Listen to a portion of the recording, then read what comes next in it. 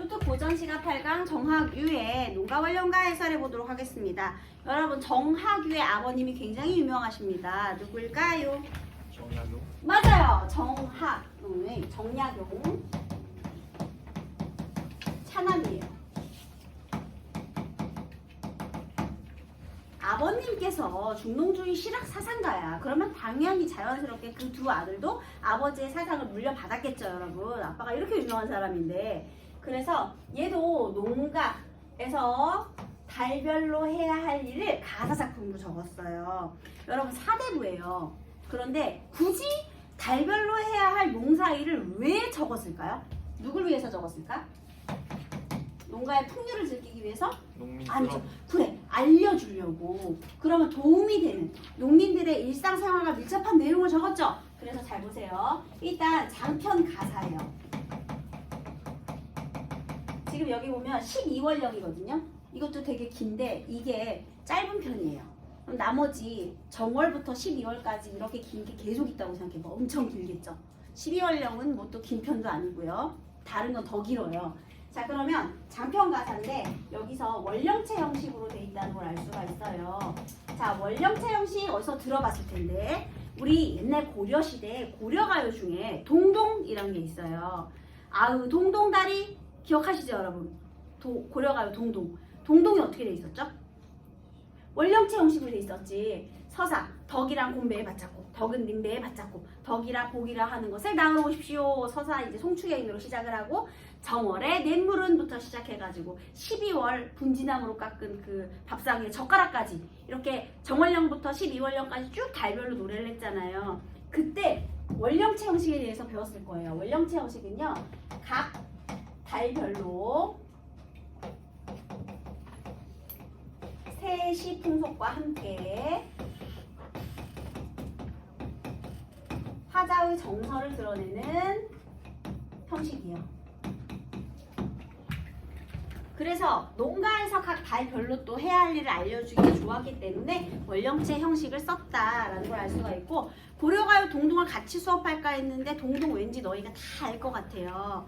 참고로 고려가요 동동은요, 고려가요라는 갈래의 특징 때문에 원래 민간에서 행해지던 노래가 궁중행사 음악으로 편입되었다, 이런 거 아실 거예요. 그래서 그 고려가요 동동에서 가장 중요했던 특징은 어조가 다르다는 거야. 님에 대한 원망도 있었어요. 4월을 잊지 않고 오는 꾀꼬리. 꾀꼬리는 오는데 어찌하여 녹사님은 오지 않느냐. 이건 님에 대한 원망이었죠.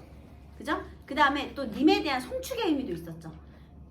그 100년을 장수하실, 오래오래 사실 약도 바치고요. 단오날 아침약도 바치고요. 그쵸?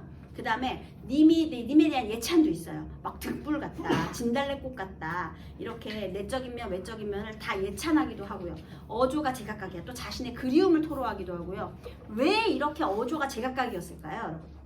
고려가요는 짜집기 하느라. 짧게, 그러니까 한마디로 고려가요는 구비전승되던 문학이었잖아. 원래는 민중요였잖아요. 근데 그것이 궁중음악으로 편입되면서 여러 가지가 다 같이 들어간 거죠. 그래서 그런 구비 문학적인 특징과 함께 궁중음악으로 편입된 특징. 그래서 그 고려가요의 어조가 좀 일정하지 않았더라. 여러 가지 어조가 있었더라. 화자의 어조가 이질적이었더라. 그 고려가요의 특징 그거 생각하시고요.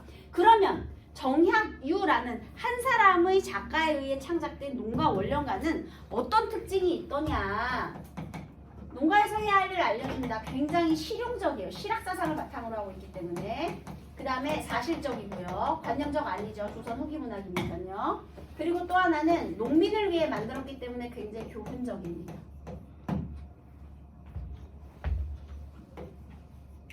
그래서 농민들의 일상 어휘를 사용해서 굉장히 쉬운 내용으로 되어 있어요. 관념적 한자어를 막 얘기하면 못 알아들 거 아니에요. 그죠? 그래서 쉬운 내용으로 농민들이 해야 할 일을 아주 자세하게 알려주고 있다. 이것이 특징이에요. 주제도 간단해요. 권농, 농사일의 권장. 그래서 교훈적인 성격을 가진 작품이다. 알려주기 위해서 교화의 목적으로 창작이 되었다라는 거예요. 그래서 우리 한국을 빛낸 100명의 위인들 막 이런 것도 암기하기 어려우니까 노래로 하잖아요. 단군 할아버지가 터잡으시고, 그 다음 뭐죠? 홍익인간 뜻으로 나라 세우니 대대손손 훌륭한 인물도 많아 해가지고 고구려 세운 동명왕부터 쭉쭉 나오잖아요. 이렇게 알려줄 수 있도록 노래로 불러라 했던 거죠. 자, 우리 12월령. 자, 12월에 우리 농가에 어떤 모습이 있는지 한번 보도록 하겠습니다. 12월은 개동이라 소한, 대한, 절기로다. 원래요, 이 농가원령은 어떻게 시작하면요. 그래서 뭐 정월은, 그래서 2월은 이렇게 달을 소개하고요. 12월에 가장 첫 번째 절기 소개를 해요. 동양은 24절기로 되어 있는 거 아시죠, 여러분? 그러면 당연히 절기 2개씩이 한 달에 있겠네. 24절기니까, 12달이니까. 그래서 어떤 절기? 소한, 대한, 절기. 24절기 중에 23번째, 24번째 절기가 되겠습니다. 12월이니까요. 그죠? 그래서 이런 절기를 소개했고요. 그 다음에 이 절기와 함께 12월만의 어떤 전경이라든지 전체적인 전경이라든지 전체적인 특징 이런 것들 한번 얘기를 해줘야 돼요. 어떤 특징이 있느냐? 12월은 눈이 내리죠. 그래서 바로 설 중에 복만들은 해 저문 빛이로다. 봉우리예요. 그러니까 눈 속에 봉우리들이 해 저문 빛으로 있는 것이 이런 것이 우리 12월의 특징이고요. 또 세전에 남은 날이 새해 전에 남은 날이 얼마나 걸렸는가 이제 1년에 남은 날이 얼마 남지 않았다 이렇게 특징을 얘기해 준 거예요. 자, 그 다음 집안의 여인들은 세시의복 장만하고 자 이제 12월에 해야 할 일 첫 번째 농사일을 못해요. 왜냐하면 가을 추수 끝나고 땅이 얼었어요. 봄에 농사 짓기 전까지 그럼 무엇을 해야 되느냐? 농사일이 시작되면 너무 바빠요. 다른 살림살이에 신경을 쓸 겨를이 없어요. 그래서 농사일에 대한 대비도 해야 되지만요. 더 중요한 건 살림살이 장만을 이때 해놔야 돼. 1년에 입을 옷을 이때 만들어놔야지 중간에는 뭐 그냥 찢어진 옷 꼬매는 시간이나 있지 다를 때 할 데가 없거든요. 그러니까 미리 천을 만들어놔야 이 천으로 옷도 만들겠죠. 그래서요, 지금 여기 12월에 너네 중요하게 해야 할 일이 있는데 바로 그거는 의복을 마련하는 일이야. 의복 마련에 대한 내용을 얘기해. 그 옛날 사람들 불쌍해. 옷도 다 스스로 만들어 입어야 되잖아. 그지? 쇼핑몰 없잖아요. 백화점 가가지고 이렇게 만들어진 양산형 옷을 살 수가 없잖아요. 다 손질해가지고 꼬매가지고 만들어야 되니까 얼마나 힘들었겠니. 게다가 천은 뭐 어디서 뭐 쉽게 구할 수 있나? 서민들이 천도 만들어야 돼. 자, 볼까요? 집안의 여인들은 세시의복 장만하고 무명 명주를 끊어내어 온갖 무색을 드러내니 무명 명주는 색깔이 없는 건데요. 거기다가 색을 입히래요. 무색은 물들인 색이에요. 자, 어떤 색? 자주, 보라, 송화색에 청화, 갈매, 옥색이라 여러 가지 색깔로 물들인 옷감을 마련하래요. 얘들아, 근데 송화색이 혹시 무슨 색인지 아시나요? 자, 우리 수트 표지 한번 보세요. 그게 송화색입니다. 탁한 겨자색이라고 해야 될까요? 노란색이라고 하긴 조금 거시기한 바로 그 탁한 여러분 마음 같은 색 그런 색인데 송화색이에요. 그 다음에 청화, 갈매, 옥색이다. 다른 건 다 알겠는데 여러분이 갈매색에 대해서 착각을 하고 있어서 다시 한번 바로 잡습니다. 갈매색은 갈색이 아닙니다. 갈매색은 무슨 색일까요? 찌초록색이 찌초록. 그러니까 그 검은색 들어간 초록색, 암초록색, 아무튼 찌초록색. 그러니까 갈매색이 갈색이 아닌데 여러분 자꾸 갈색으로 착각을 하기 때문에 선생님이 한번 바로 잡아 보았습니다. 뭐 무슨 색인지 뭐 연결하라 이런 건 당연히 안 나오겠지만요. 어쨌든 중요한 건 시각적으로 다채롭게 다양한 색깔을 제시하고 있죠. 그래서 의복을 마련해라. 다양한 색깔을 열거했어요. 시각적입니다. 그 다음에요. 한편으로는 다듬고요. 한편으로는 지어내니 상자에도 가득하고 횃대에도 걸었대요. 자, 여러분 의복을 마련할 때 처음에 뭐부터 해라? 옷감을 마련하고요. 그 다음에 물 들이고 그 다음에 옷 찢기 요런 순서대로 마련해라 라고 과정을 얘기해 줬네요. 과정이 있습니다, 여러분. 그 다음에 횃대는 뭐냐면 행거예요. 행거, 막대기. 그러니까 미리 많이 만들어 놓아라. 옷감을 많이 만들어 놔야 나중에 쓸 테니까 이렇게 얘기를 합니다. 자, 입을 것은 그쯤 하고 음식을 장만해보자. 자, 의복 마련 끝났다면 이번에는 음식 마련. 설날 장치상에 빠질 수 없는 음식 있잖아요, 여러분. 뭐가 빠질 수 없죠?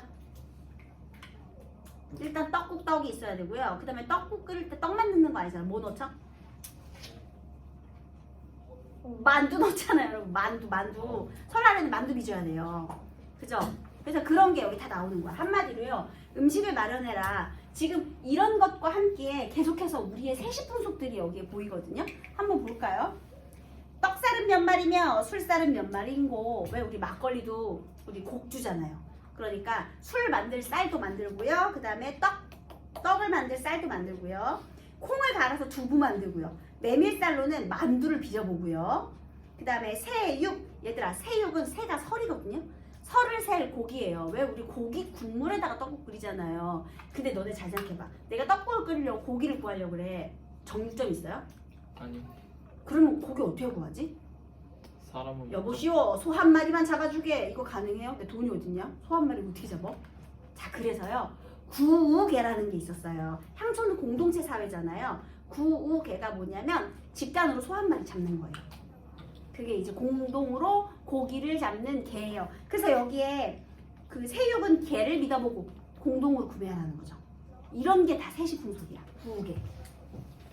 음식 마련 여기에 세시풍속들 이런 것들이 제시가 됐는데요. 참고로 우리 구우개 단체로 소 잡는 거예요. 같이 공동 구매하는 거죠. 공동 구매. 그 다음에 국어는 장에 가서 사래요. 나평날 창에 묻어 잡은 꿩 몇 마리인고 이거는 뭐예요? 납으로 덫을 만들어서 꿩을 잡아라. 옛날에 꿩고기 많이 먹은 거 아시죠 여러분? 아직도 어디 시골에 가면 꿩고기를 팔아요. 그래서 꿩도 잡아먹고 그 다음에 애들은 또 그물 쳐서 참새도 지져먹고요. 참새고기도 먹는데요 여러분. 참새를 털을 뽑아가지고 구우면 어느 정도 크기가 될까요? 먹을 게 있을까? 거의 닭날개 모아놓은 수준으로 되지 않을까 싶은데 어쨌든 참새고기 먹어보신 분 있나요 혹시?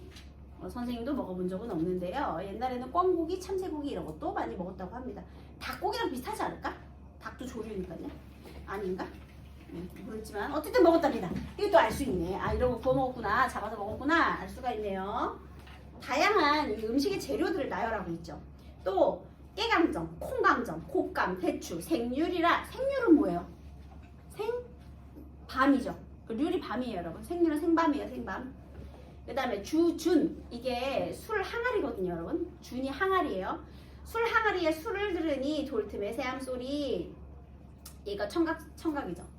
그 다음에 앞 뒷집에 타병성은 떡 맺히는 소리예요. 옛날에는 우리 다 같이 반죽해가지고 그게 찐득찐득 무거우니까 쿵덕 쿵쿵덕 하면서 같이 이렇게 떡 매잖아요. 그러니까 떡을 맺히는 소리가 되겠고요. 여기도 나고 저기도 나네. 자 여기에서 이제 시각도 쓰고 있고 청각도 쓰고 있고 그래서 이런 세시풍속들에 대해서도 알아보았습니다. 근데 여러분 지금 이 모습이요 적막하고 고요해요?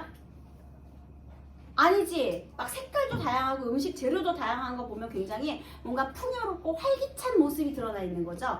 그치? 이거 왜냐하면 이게 사대부 입장에서 썼잖아. 농민들이 이거 하느라고 고생하는 거? 이런 거 알바야 쓰레빠야 그치? 어쨌든 다양하고 활기차게 즐거운 일을 이야기해야 얘네들이 이거 따라할 거 아닙니까? 그래서 사대부의 입장에서 썼기 때문에 고된 노동 이런 거 없어요. 고된 노동 같은 건 절대로 없습니다. 이게 보리타작도 마찬가지예요. 선생님이 다음 시간에요. 우리 그 위백교의 농가부장이라는 연시조를 같이 공부를 할 거예요. 그거는 2020년 수능 특강에 나왔던 연시조인데요. 걔도 이제 위백규 딱 이름 있죠. 사대부가 쓴 농가의 구장이에요. 연시조인데 대충 어떤 느낌인지 아시겠죠? 똑같은 목적으로 창작된 작품이에요. 그래서 걔를 연계해서 다음 시간에 그거 공부해 보도록 하겠습니다. 자 어쨌든 구우개 여기 그 다음에 시각 청각 이런 것들 얘기했고요. 그 다음에 막 떡 찢는 모습까지 굉장히 활기찬 모습이 있었어요. 자 그리고 새등잔 새발심지 잠등하여 세울적에 여러분 혹시 그거 들어보셨습니까? 섣달 금은밤에 잠을 자면 안 됩니다. 왜 안 될까요? 눈 날아가. 눈썹이 하얗게 새요. 맞아요. 정답입니다. 눈썹이 하얗게 새. 그래서 섣달 금은밤에는 잠을 자면 안 돼. 크리스마스랑 정반대죠. 크리스마스 때는 빨리 자야 되잖아요. 부모님이 들어오실 시간을 만들어줘야 되니까. 근데 섣달 금은밤에는 아니요. 밤을 새야 돼. 그래서 밤을 새우는 건데요. 그 모습도 우리가 알 수 있죠. 밤새우기. 섣달 금은밤에 밤새우기. 섣달 금은날 밤에 밤을 새워야 돼요. 그래서요. 새발심지는 뭐냐면요. 우리 보통 이렇게 알코올 같은 거 이렇게 기름 같은 거 넣어놓고 거기다 심지를 올려가지고 심지가 알코올 흡수해서 불을 붙이면 이렇게 불이 되잖아요. 근데 거기에는 그 심지가 새의 발처럼 밑에 이렇게 적셔 있잖아요. 이렇게. 그래서 세발심지라고 해요. 세 발을 닮아서. 어쨌든 거기에 장등 불을 켜놓고요. 밤을 새울 적에 이렇게 되는 거예요. 밑밥 봉당 부엌까지 곳곳이 명랑하다. 자, 곳곳이 명랑하다. 이때 분위기 또 어때? 이때의 분위기는 고요하고 적막하다? 아니라고 했어요. 명랑하다고 했어요. 혹시 그 정지용의 수필 중에요. 이것과 관련된 수필이 하나 있는데요.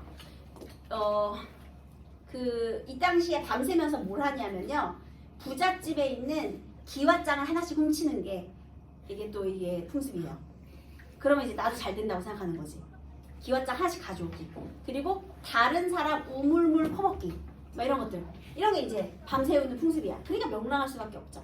왜냐면 가만히 앉아서 밤새라 그러면 꼬박꼬박 졸지 그거 재밌겠냐? 근데 원래 도둑질 이런 거 재밌거든요. 그러니까 괜히 그날만 이제 합법적으로 남의 집 기왓장 하나 훔쳐올 수 있는 거야. 그래가지고 그런 것들 막 이렇게 가져오고 훔치고 서로 훔치고 이렇게. 그래서 그런 밤새우는 풍습이 있었더라. 그래서 이것도 확인할 수가 있어요. 그 다음에 초롱불 오락가락 묵은 세배하기. 묵은 세배는 뭐냐? 원래 설날 아침에만 세배를 하는 게 아니라요. 묵은 세배는 이제 한 해를 보내면서 작별을 고하는 세배예요. 그게 이제 묵은 세배하는 풍습도 있었다. 이게 다 섣달 금은밤의 일들입니다. 자, 그래서 이런 풍습들을 또 우리가 알 수가 있네요. 그죠? 세시풍속도 같이 소개를 했고요. 그 다음 어와 대말 듣소 농업이 어떠한고. 자, 그 다음에 이제 농업의 중요성에 대해서 강조를 해요. 얘들아, 농업이 얼마나 중요한지 아니? 하고 이제 얘기를 해주는 거야. 왜냐하면요, 조선 후기에 흉년도 들고요, 전쟁 이후에 먹고 살기가 너무 힘들어져서요, 가혹한 세금 내기를 포기하고 이 농촌을 이탈하는 사람들이 생겼죠. 그렇잖아요. 그 다음에 이제 뭐 상공업에 빠져든다든지, 그 다음에 이제 고리대금업에 빠진다든지 이런 사람들이 늘어나는 거야. 그러니까 나라의 근간인 농업이 흔들리기 시작했어요. 그러니까 아니야 얘들아, 지금 우리 백성들아, 농업이 우리나라의 근본이고 농업만이 살 길이야를 또 강조를 해줘야 되겠죠. 그래서 그런 내용이 나올 거예요. 종년 1년 내내 근고 고생한다 하지만 그 중에 낙이 있다. 자, 농업의 특징이 있어요. 물론 1년 고생 인정. 1년 고생 인정.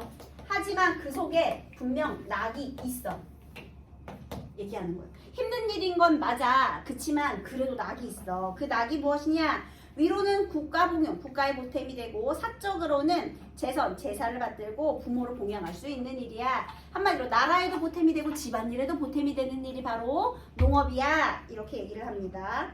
자, 우리나라는 중농주의죠, 중농주의. 자, 그 다음에 우리 정약용 아드님이시잖아요. 그지? 얘들아, 정약용이 무슨 실학사상을 이야기했죠? 북학파가 아니고 중농주의 실학사상이잖아요. 그러니까 여기에서 이제 그게 나옵니다. 아빠를 이어받았죠.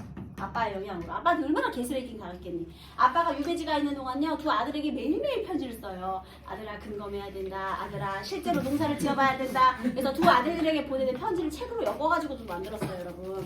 그래서 아빠한테 세뇌를 당했기 때문에 중농주의 사상. 그 다음에 이 중농주의 사상이 여기서도 나타납니다. 그 다음에 형제, 혼상, 대사.